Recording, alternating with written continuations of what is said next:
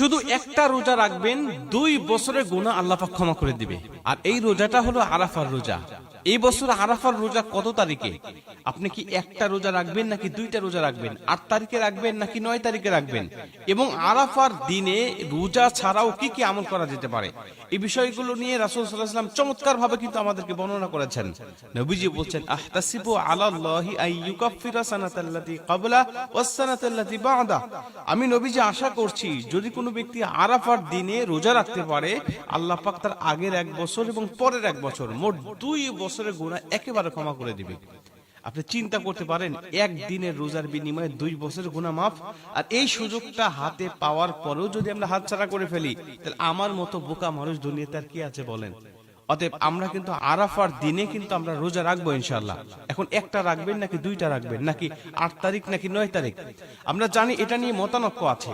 কেউ কেউ বলেছেন হাজিরা যেদিন আরাফার ময়দানে উপস্থিত থাকবে, অর্থাৎ সৌদি আরবে যেদিন জিলহজ মাসের 9 তারিখ, ওই দিন আমাদের রোজা রাখতে হবে। কেউ কেউ বলেছেন না, যেহেতু চাঁদ দেখার উপরে তারিখটা নির্ধারিত, আরাফার ময়দানে উপস্থিত হওয়া মানে 9 তারিখেই তো তারা উপস্থিত হয়, অতএব আমার দেশে যেদিন 9 তারিখ হবে ওই দিন আমরা রোজা রাখবো আরাফার দিন হিসাবে।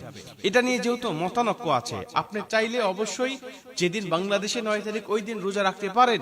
যদি আপনি ওভার শিওর হওয়ার জন্য আপনি মনে করেন না হাজিরা যেদিন ময়দানে উপস্থিত থাকবে আমি সেদিনটাতেও রোজা রাখবো, তাহলে আপনি রাখতে পারেন। কারণ যেহেতু আমরা জানি জিলহজ মাসের 1 থেকে 9 তারিখ পর্যন্ত নবীজি রোজা রাখতেন, কারণ এই 9টা দিন রোজা রাখার কথা হাদিস শরীফের মধ্যে আসছে। রাসূল সাল্লাল্লাহু আলাইহি ওয়াসাল্লামের স্ত্রী বলেন যে রাসূল সাল্লাল্লাহু আলাইহি ওয়াসাল্লাম জীবদ্দশায় 4টি আমল কখনোই ছাড়তেন না। তিনি করতেন 4টি আমল, তার মধ্যে একটি হলো জিলহজ মাসের প্রথম দশকের দিন রোজা রাখতেন। এটা তার জীবদ্দশায় কখনো ছাড়তে দেখি নাই। অতএব যেহেতু 10 দিনই রোজা রাখার একটা বিশাল ফজিলত রয়েছে, অতএব আপনি যদি ওভার শিওর হওয়ার জন্য 2টা রোজা রাখেন, তাহলে একদিন আরাফার ময়দান অবশ্যই পড়তেছে, আরেক দিন কিন্তু নফল রোজা হিসাবে আল্লাহ পাক কিন্তু আপনাকে আলাদা একটা প্রতিদান অবশ্যই দান করবেন এই জিলহজ মাসের প্রথম দশকে রোজা রাখার কারণে। অতএব আপনি 2টা রোজা রাখবেন, এটা আমি আমার পক্ষ থেকে আপনাদেরকে সাজেস্ট করি। তাহলে আপনার জন্য ভালো হবে, আরাফার ময়দান ছুটে যাওয়ার কোনো সম্ভাবনা থাকবে না।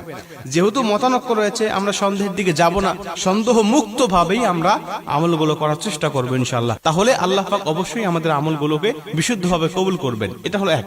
2 নম্বরে, আপনি এই দিনে রোজা ছাড়াও আর কি কি আমল করতে পারেন?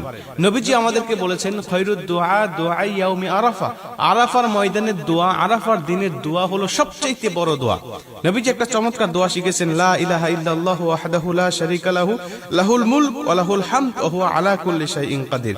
নবীজি বলেন এই দোয়াটা শুধু আমি নয়, আমার আগে যত নবী এসেছে সমস্ত নবী এই দোয়া করেছে, এবং এই দোয়া করলে আল্লাহ পাক তাদেরকে ক্ষমা করে দেয়। আমরা জানি হাজিরা আরাফার ময়দানে আরাফার দিন উপস্থিত থাকে। আমরা যারা হজে যেতে পারিনি, আমরা যারা বাহিরে আছি, আমাদের উচিত হবে আমরা রোজা রাখবো। আমরা যারা আরাফার ময়দানে উপস্থিত হতে পারি নাই, আমরা বাংলাদেশি থেকে, ইন্ডিয়া থেকে, আমরা যে যে দেশে আছি সেখান থেকে আমাদের উচিত হবে আমরা রোজা রাখবো। কেন রাখবো? কারণ আমরা জানি যে আরাফার ময়দানে রোজা রাখলে রাসূল সাল্লাল্লাহু আলাইহি ওয়াসাল্লাম বলেছেন যে ওই দিন আল্লাহ পাক তাদের সবাইকে ক্ষমা করে দেয়, কারো কোনো গুনাহ থাকে না। এবং শয়তান ওই দিন সবচেয়ে বেশি নিজেকে তিরস্কৃত করতে থাকে, নিজেকে সবচেয়ে বেশি অপমানিত বোধ করতে থাকে যে আল্লাহ এত মানুষগুলোকে ক্ষমা করে দিচ্ছে। নবীজি বলেন ওই দিন তুমিও যদি রোজা রেখে এই দোয়াটা পাঠ করে এবং বেশি বেশি ইস্তেগফার পাঠ করে আল্লাহ পাকের কাছে ক্ষমা চাইতে পারো, তাহলে ওই আরাফার ময়দানে হাজিদের মতো আল্লাহ পাক তোমাকেও ক্ষমা করে দিবে, তোমার জীবনে গুনাহগুলোকেও আল্লাহ পাক মাফ করে দিবে।